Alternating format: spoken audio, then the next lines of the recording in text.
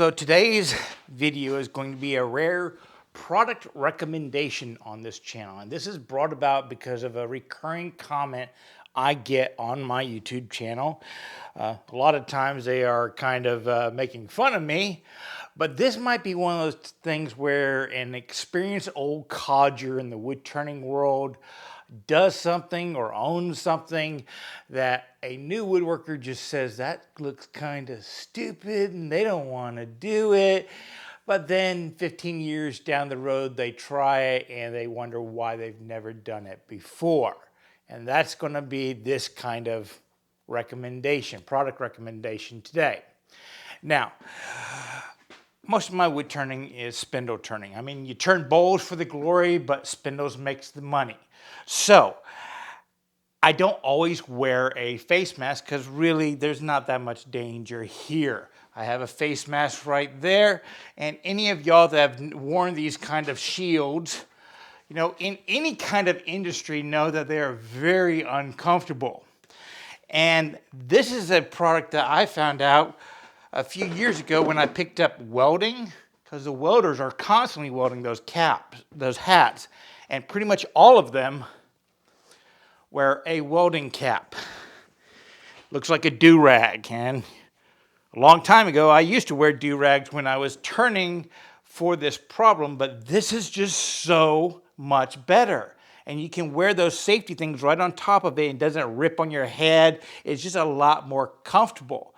The welders like this particular design, which is just cloth, because yeah, you can put those caps on and off with this long little bill on the side, because if you're ever welding on the side, you can kind of turn to the side, and that way sparks won't be going in your eardrums and keep sparks off your head, stuff like that, even when you're just wearing a mask. Sparks fly everywhere.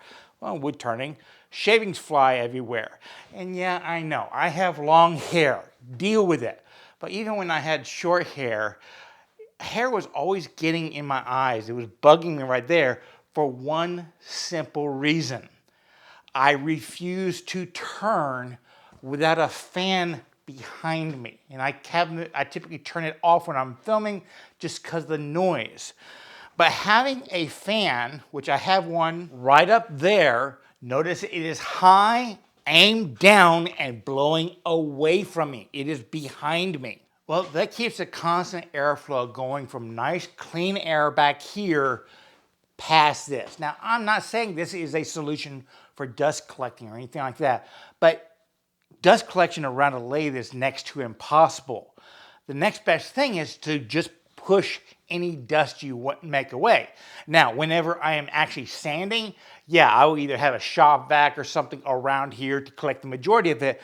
But when I'm turning, even though I like to brag that I make shavings and not dust, you know, you still get fine particles in the air. And because that fan is constantly behind me, blowing at a pretty good rate of speed, your hair just kind of gets in your way. Well, this solves that problem. Plus the fact that while I will never have it covering my eardrum, this little lip right here on the back, even when I didn't have long hair, it kind of flips off shavings. So if you're bowl turning or something like that, the shavings don't go down your back.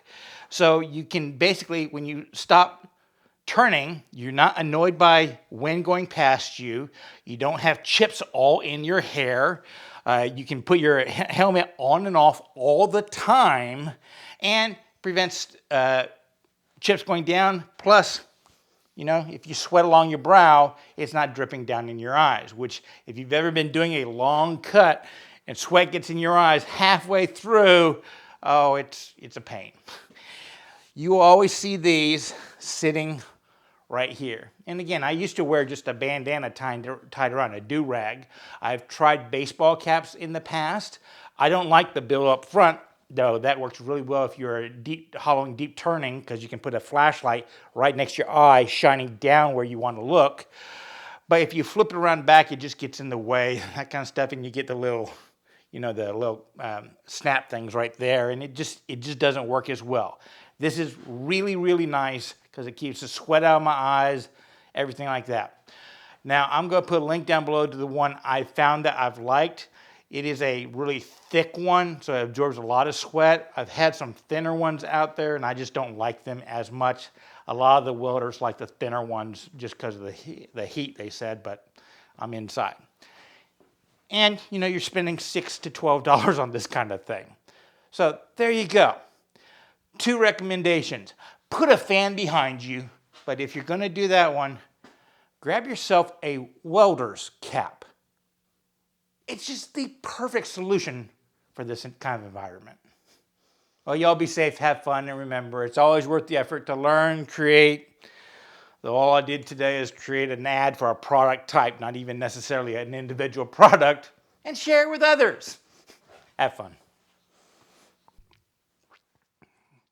Okay, for today's bonus, I want to introduce you to a new channel I found, Motoko Smith.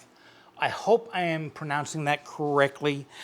This channel is one of those silent, hands-only videos that I think is done really well. This person, I believe it's a male, they do mainly wood turning, carving, and intermixed weaving, all done really well.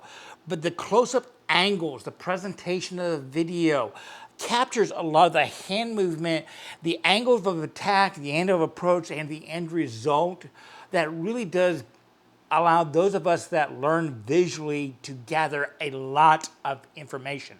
It's not just video for the action purpose. They are really formatting it so that you can learn. I really do appreciate it. I'll put a link down below if you're interested to it. Check out a few videos, and if you like it, subscribe if that's your cup of tea.